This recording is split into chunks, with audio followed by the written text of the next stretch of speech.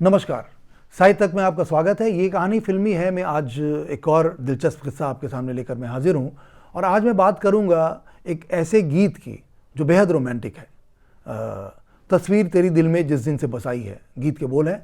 बेहद रोमांटिक गीत है और ये फिल्म थी माया 1961 की। और इतने रोमांटिक गीत के बारे में आज आपको इसलिए बता रहा हूँ मैं कि इस गीत में जो मिठास है, जो मजरू सुल्तानपुरी साहब के अल्फाज से इसमें पैदा हुई है और सलील चौधरी साहब की म्यूज़िक से और इसको चार चांद लगा है। और पर्दे पर इसकी अदायगी कर रहे हैं माला सिन्हा और देवानंद साहब। लेकिन इस गीत, इतने मीठे गीत में एक रिश्तों के कड़वाहट की भी दास्तान छुपी हुई है। जानकर आपको ज़रूर तअज्जुब होगा। और आखिर मैंने इतने सारे नाम ले लिए, इन नामों से अलग हटकर दो नाम जिनमें इस गीत को लेकर कड़वाहट ऐसी हुई कि 3-4 साल तक वो साथ काम करने से इनकार कर बैठे। और ये दोनों कोई और नहीं, लता जी और रफ़ी साहब थे। दोनों ही अपने दौर के दिग्गज गायक गायिका। और कहानी कुछ यूँ हुई कि जब इस गाने की रिकॉर्डिंग हो रही थी तो सलील चौधरी साहब इसकी, जिनकी म्यूज़िक थी इसमें, और लता जी ने इस गाने का बांग्ला वर्जन पहले गाया था। रिकॉर्डिंग के दौरान जैसा रफ़ी साहब की आदत थी, वो रिहर्स करके उस गाने को जैसा संगीतकार उनको समझाते थे तैयार करके आ जाते थे। एंड रिकॉर्डिंग के वक्त लता जी चाहती थी कि इसमें थोड़ी तब्दीली की जाए, क्योंकि उसी गाने को जब बांग्ला वर्जन उन्होंने जो रिकॉर्ड किया था उससे थोड़ा अलहदा अंदाज वो चाह रही थी इस गाने का हो। अब जो किताबों में जिक्र है, जो मैंने जगह जगह पढ़ा है या और जगहों से जो सुनने में आया, वो ये कि सलील चौधरी साहब और भी नहीं चाहते थे कि उसमें किसी तरह की तब्दीली की जाए।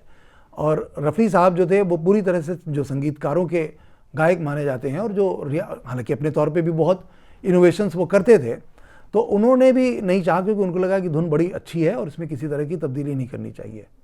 हालांकि जाहिर तौर पर रफ़ी साहब को लग रहा था कि सलील चौधरी उनके साथ हैं, लेकिन किन्हीं और वजहों से सलील चौधरी ने अचानक लता जी की तरफदारी कर दी। और ये गाना, जैसा कहा जाता है कि रिकॉर्डिंग के वक्त रफ़ी साहब तो बड़े मज़े से गा रहे थे, क्योंकि उन्होंने जिस अंदाज में सलील चौधरी साहब ने गाने को कहा था उस अंदाज में उस गाने को पूरी तरह तैयार कर लिया था। लता जी उसमें कुछ इनोवेशन करना चाह रही थी, जिसकी वजह से वो जगह जगह लड़खड़ा रहा था रिकॉर्डिंग में जो भी मामला था।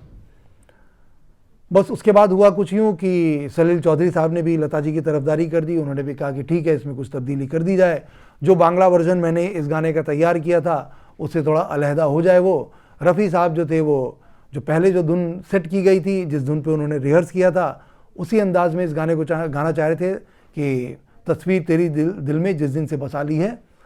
और स्टूडियो में ही मामला कुछ इस तरह से बढ़ गया कि रफ़ी साहब नाराज़ हो गए। रफ़ी साहब को सलील चौधरी साहब के भी लता जी की तरफदारी करना पसंद नहीं आया।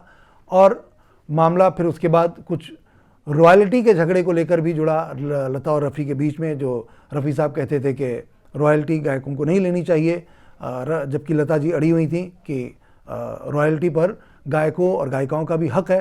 तो इस बात को भी लेकर लड़ाई हुई। तो ये कह लें कि गाने से जो लड़ाई शुरू हुई वो कुछ प्रोफेशनल वजहों पे भी आके टिकी।